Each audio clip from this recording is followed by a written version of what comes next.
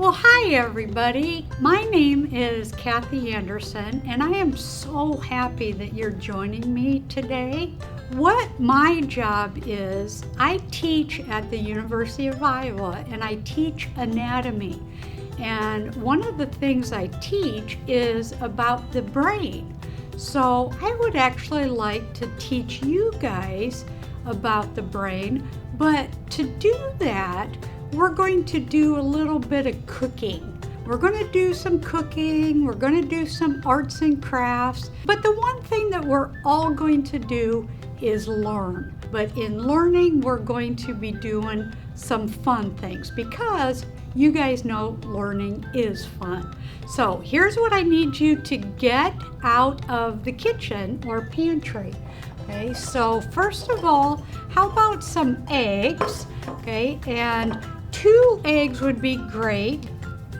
We need some instant mashed potato. I think these are flakes, so instant potato flakes.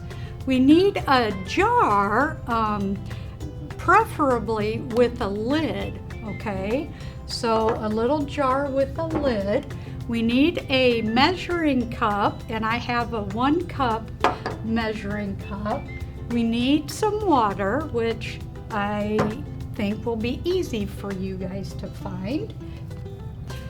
Have some salt on hand, and this is just going to be a backup. And what it's going to be a backup for is sand. So I need you to get some sand. Now, if you don't have a sandbox, that's why I maybe will try the salt. I've never done it with the salt, but it feels like sand. So it could work for us if you don't have a sandbox. Okay, so and from the kitchen we need a Ziploc bag. So these are bags that seal at the top. Okay, so those are our supplies from the kitchen that we need. Now we're going to go to the craft room. These are just things that I had in my craft room. If you don't have these, that's fine. Be creative. Things like foam. So I've got some foam to work with. Here's a different kind of foam padding. And if you don't have this, you know what material? I've got some material. We're going to need some crayons.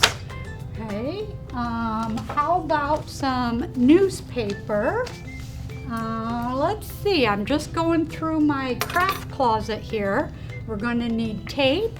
And if you could grab just a sheet or 2 of maybe just white paper. How about some scissors?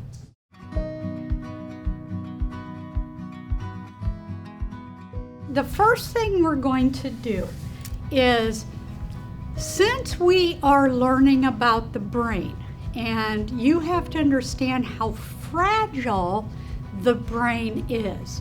Okay, it's soft, it's mushy, it's fragile, and it lives inside your skull. Okay, so what we're going to do is this jar that I asked you to get is going to be your skull, okay? And inside that skull is your brain. So right now, the egg is going to be our brain. So we're going to keep our brain in the skull for now. So let's set that aside. Okay, what we're going to do now is cook a brain. This is where your cooking skills are going to come in handy. I'm going to use my measuring cup, and we're going to measure out 1 cup of flakes. We're going to put 1 cup of flakes in our Ziploc bag, and then we're going to add another, not a cup, but a half a cup. So there's a half a cup of flakes. Okay, so we've got 1.5 cups of potato flakes in our bag. And now we need 2 cups of sand. So there's 1 cup.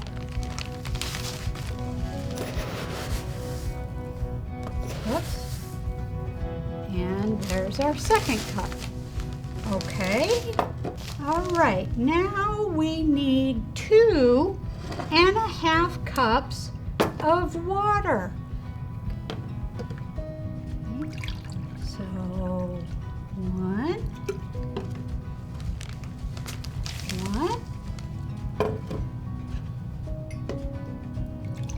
2,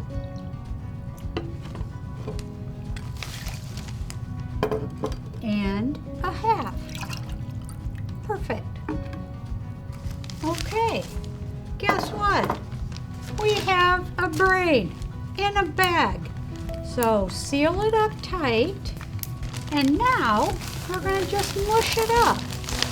Okay, so if you want to make it the color of the brain, I would put a few drops of red food coloring so that it's kind of pink.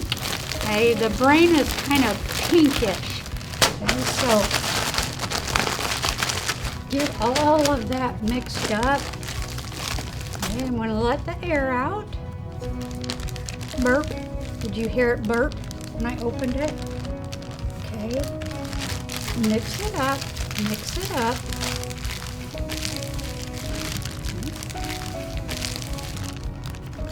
And I want you to hold it. That is how heavy the brain is. It weighs about 3 pounds. And now I want you to feel it. Okay? Just squish it around a little bit. Okay? That's what your brain feels like. Okay? That's the texture of your brain. So it's soft, it's mushy, and it can be injured if we damage the skull or its outer protection. Okay, so we're going to put our brain to the side and we're going to come back to our egg. So now our brain, which was the egg, is inside the skull. Okay, and now understand how soft and fragile the brain is. What happens inside your skull whenever you shake your head? So shake your head no, or do some dancing, okay? Just do some stuff and shake. Oh, look it. See, I just shook it a little bit. Now, can you see what happened? Yeah, I injured the brain inside the skull.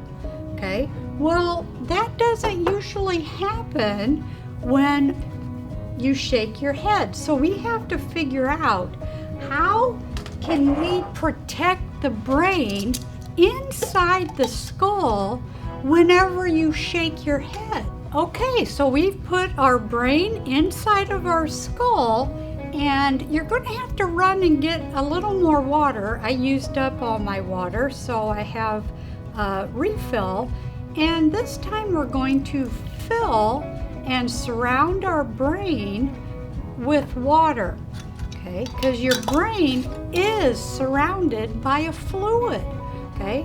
Now I want you to shake your head no. Shake your head no, do some dancing, do some pretty crazy stuff. Look, nothing's happening. My brain is perfect. I didn't damage my brain. Now, that looks a lot different than this. So the fluid helps protect the brain so that it doesn't slam up against the skull. When the brain slams up against the skull, that's what we call a concussion. If you have a lot of concussions, that can do a lot of brain damage. So now, even with that fluid, okay, even with that fluid, if I shake this hard enough, oh goodness, okay, so now there is a crack. So you see, I was pretty violent when I shook that, and I caused brain damage.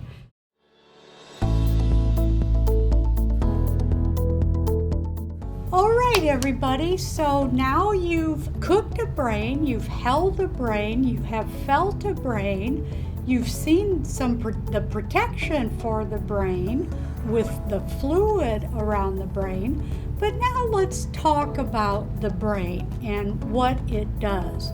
Okay, so if we look at this picture of, what are we looking at? You guys tell me, what is that? Well, I hope you all said a boxing glove. It is a boxing glove, and hopefully you can see the part of the boxing glove where your thumb would go, right? So the thumb would go in this area of the boxing glove. So just remember this. So I'm going to let you look at this a little bit longer, and what I'm going to ask you to do now is grab those crayons and grab that piece of paper that you had, and what I'd like for you to do is draw the shape of the boxing glove. Okay, you don't have to color it in for now, but let's just draw the shape. So this is kind of how I would draw the shape. Okay, you can see where the thumb is. So it's the shape of a boxing glove. And maybe the easier way to do this, let me show you this. If you start with a line here and just go all the way around and make a big loop and then come back, okay? So once you feel good about the outline of your boxing glove, we are going to add a couple of other lines. So let's add this line, okay, and let's add this line. Okay? So what we've done is taken our boxing glove and we've set up different areas of the boxing glove, but you can still see the thumb, right? So you can still see the area with the thumb, but we've just added a couple of additional lines. So now keep an eye on our boxing glove, and it's going to turn into the brain. Okay, so hopefully you can still see where the thumb is, right? But the thing about the boxing glove is that it's got a wrinkly surface, right? So there's a lot of bumps and grooves on its surface. Well, the real brain has a lot of bumps and grooves too. See how all those bumps and grooves and how it makes it look wrinkly? But you can still see the thumb. Now, here's what we're going to do. Here's a brain that's been removed from the skull, and we're going to color it. So all of those different regions that we made with those different lines, we're going to color different colors. So here's the first line, okay? So the first line that we notice separates the thumb from the rest of the boxer's glove. What about this line? So this line separates the front of the glove from the rest of the glove, and then this line separates the very back end of the brain from the rest of the brain. Okay, so if you will pick some colors to color these 4 regions in, now we can talk about what each region of the brain does. So the glove, can you guys all hear me okay? Well, that is thanks to the thumb, right? So this is a region of the brain where hearing takes place. Now what about the front of the glove? Okay, so you know what I want you to do? I want you to jump up and down and dance and shake out your hands. Just move. That's what the front of your brain is for. That's for movement. Now, if we look behind the movement area of the brain, this is where feeling happens. And I'm not going to ask you to go touch the hot burner, because that would be stupid, but maybe have someone pinch you, okay? So just something that you can feel it, okay? That's what this region of the brain is for. And finally, can you see everything on the screen? Well, that's thanks to the back of the brain. That's where your visual area is. So all of these areas of the brain are protected by that skull. Okay, so remember in our demonstration, we had the glass jar representing the skull. Well, here's a look at the skull from the side. Now, if we open up the skull, okay, you can see the brain inside the skull. And what I want you to look for is the boxing glove. So please find the thumb of our boxing glove. Okay, so the brain is protected by the skull, but remember, there's still fluid in here. Okay, that protects the brain for when you do move your head and that brain slams against the skull. You don't get a concussion every time you shake your head no, or dance, or whatever. Okay, so now I want you to look at the activities that all of these kids are doing. They look like they're having fun. You've probably done some of these activities. Your friends have done these activities. But I want you to look closely at what's missing. So what is missing? Okay, so all these kids have skulls. All of these kids have brains. They all have fluid protecting their brains. But there's one thing missing. And that thing that's missing is what's protecting the skull, the brain, and even all the fluid. So when these activities, as fun as they are, they're still dangerous. And you could still have an accident. And when that accident happens, we're going to have maybe an injury to the skull. And here's some examples of some kids who suffered head injuries because they weren't wearing helmets. Okay, so if you injure the skull, think about what it does to that soft, mushy brain. Okay, there is possibly going to be brain damage. So what are we going to do to prevent that? Well, let's look at different ways to make a helmet. Okay? So even though these things look goofy, right, they all serve the purpose of ultimately protecting the skull and its underlying soft, mushy brain.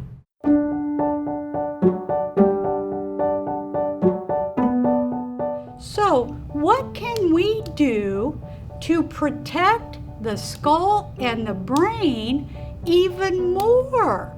Okay, well, that's where all of our craft supplies are going to come in handy.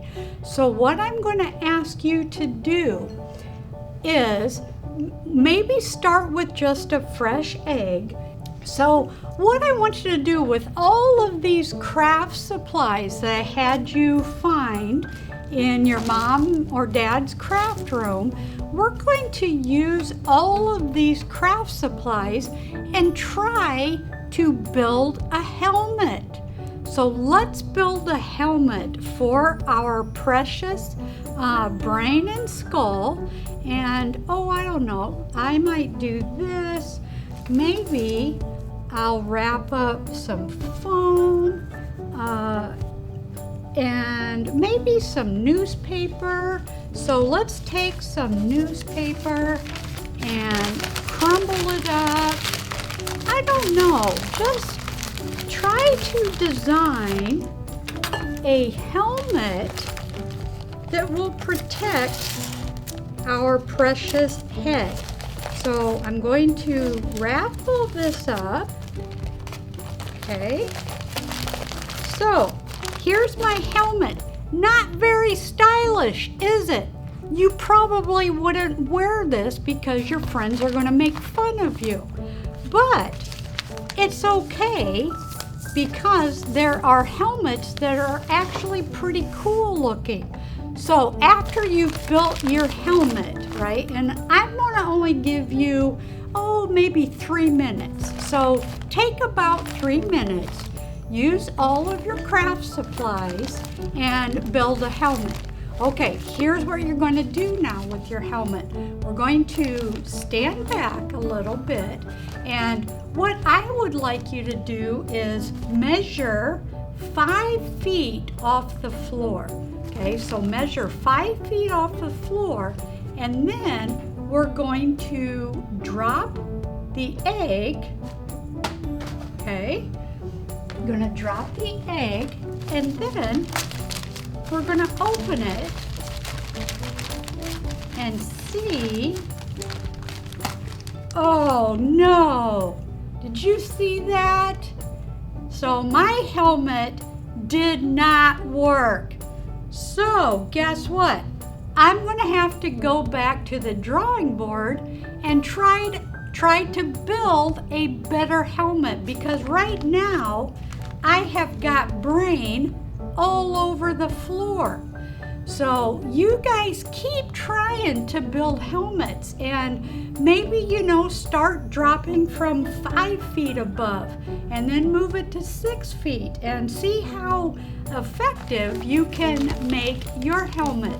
Because even though that's an egg, in real life, it could be your brain.